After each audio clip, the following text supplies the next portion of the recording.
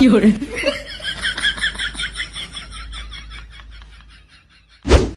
রানা, তুমি দাদার পকেট থেকে বিড়ি নিচ্ছ যে? তুমি জানো না, না বলে কারো পকেট থেকে বিড়ি নিলে তাকে বিড়ি চোর বলে? এসব তুমি কি বলছো বৌদি? তুমি এ বাড়ির বিড়ি খাওয়ার নিয়ম জানো না তাই একথা বলছো।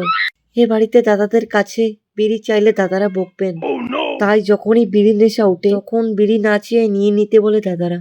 সত্যি আমি এ বাড়ির বিড়ি খাওয়ার নিয়ম জানি না, কারণ এ বাড়িতে আমি নতুন এসেছি। তোমার দাদারা তোমাকে বিড়ি নিতে দিলেও কিন্তু আমার বরের পকেট থেকে তোমাকে বিড়ি নিতে দিব না।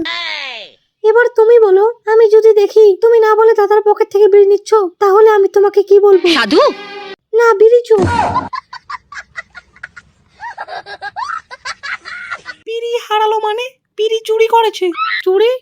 কে বিড়ি চুরি করবে? তাছাড়া বাইরের কেউ বিড়ি খেতে এ বাড়িতে তো ঢুকে না। বাইরের কেউ না করলেও এ বাড়ির কেউ চুরি করেছে বিড়ি। ছোট বৌমা, এ বাড়িতে চুরি করার স্বভাব কারণ নেই। আগে আমি করেছি, কিন্তু এখন আমিও ছেড়ে দিয়েছি। না মা, তোমাকে বিড়ি চোর বলছি না, কিন্তু আমার বিশ্বাস অরুণ ছাড়া কেউ চুরি করতে পারে না।